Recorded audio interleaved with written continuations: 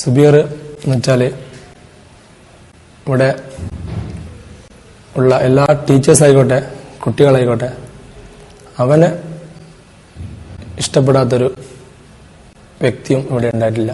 ഇല്ല, തീർച്ചയായും അങ്ങനത്തെ ഒരു ഇങ്ങനത്തെ ബോംബ് നിർമ്മാണത്തിൽ അവനെ ഏർപ്പെടുന്നു ഞങ്ങൾ വിശ്വസിക്കുന്നില്ല.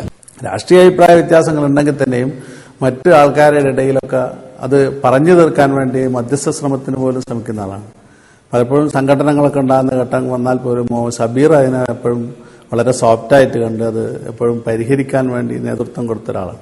പല സന്ദർഭങ്ങളിലുമുള്ള ഇടപെടലുകളിൽ അതൃപ്തികരമായ ഒരനുഭവവും വളരെ ദീർഘകാലത്ത് അവന്റെ ഈ ക്യാമ്പസിലെ സഹവാസത്തിൽ ഉണ്ടായിട്ടില്ല. അങ്ങനെയുള്ള അനുഭവങ്ങൾ ആരും ഇതുവരെ റിപ്പോർട്ട് ചെയ്തിട്ടുമില്ല. സബീറിനെ കുറിച്ച് അവനെ അറിയുന്നവരൊക്കെ നല്ലതു മാത്രം പറയുന്നു. എന്നിട്ടും അവൻ മരിച്ചു. ഇങ്ങനെ എത്ര യൗവനങ്ങളെ കൂടി കുരുതി കൊടുത്താലാണ് നമുക്ക് സമാധാനമാവുക?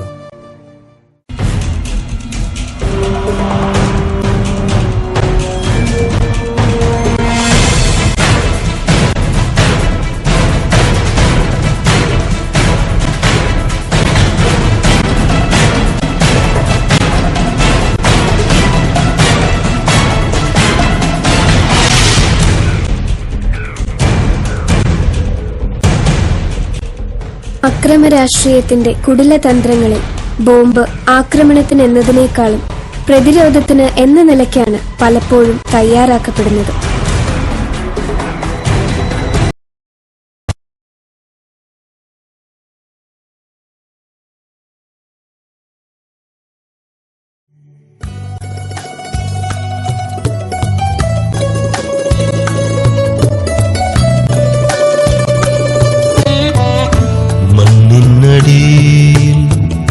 വേരുകൾ കൊണ്ട് കെട്ടിപ്പിടിക്കുന്നു,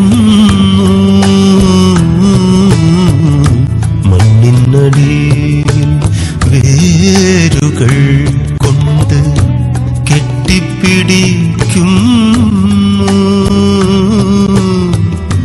ഇലകൾ തമ്മിൽ തൊടുമെന്നു പേടിച്ചു അകറ്റി നാം നട്ടമരങ്ങൾ അകറ്റി